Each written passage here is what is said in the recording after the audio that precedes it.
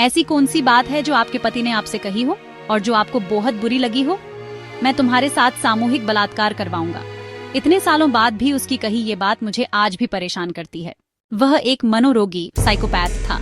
उसकी आवाज बहुत हिंसक, वायलेंट थी और हम इंजीनियरिंग कॉलेज में एक छोटे शहर से एक बड़े शहर बेंगलुरु आए थे। वह मेरा पति नहीं, बॉयफ्रेंड था। उसने मुझे अपने सभी दोस्तों से बात करने से मना कर दिया था।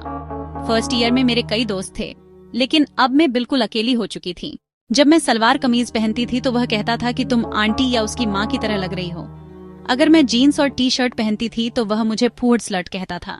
वह मुझे धमकी देता था कि वह मेरे पिताजी को फोन करेगा और कहेगा कि मैं उसे डेट कर रही हूँ। शुक्र है मैं उसके साथ कभी शारीरिक रूप से शामिल नहीं हुई। उसने एक और लड़की को डेट किया जो मेरे जैसी ही अनजान थी। वह हम दोनों के साथ खेल रहा था। इससे पहले कि मैंने उसके साथ संबंध तोड़ने की कोशिश की तो उसने मुझे 25,000 रुपये देने के लिए कहा, क्योंकि उसने दावा किया कि वह राशि है जो उसने मेरे लिए लंच खरीदने और फिल्मों में जाने आदि में खर्च की है।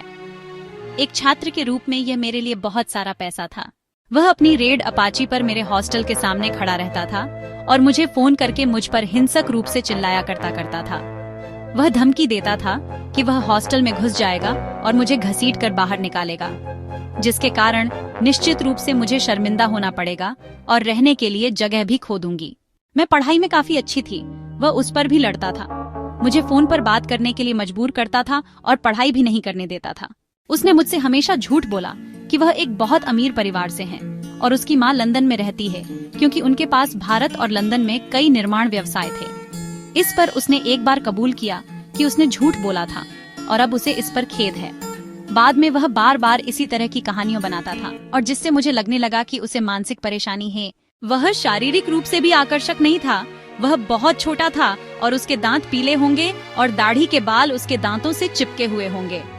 कुल जब मैं आज विश्लेषण करती हूँ तो मुझे लगता है कि वह एक मनोरोगी था और उसमें बहुत सारी आत्म छवि के मुद्दे थे।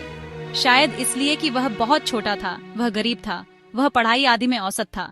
अंत में उसने मुझसे 4 साल बाद संपर्क किया और ये पूछा कि क्या मैं उससे शादी करूंगी, और उसे इस बात का अफसोस है कि उसने मेरे साथ क्या किया।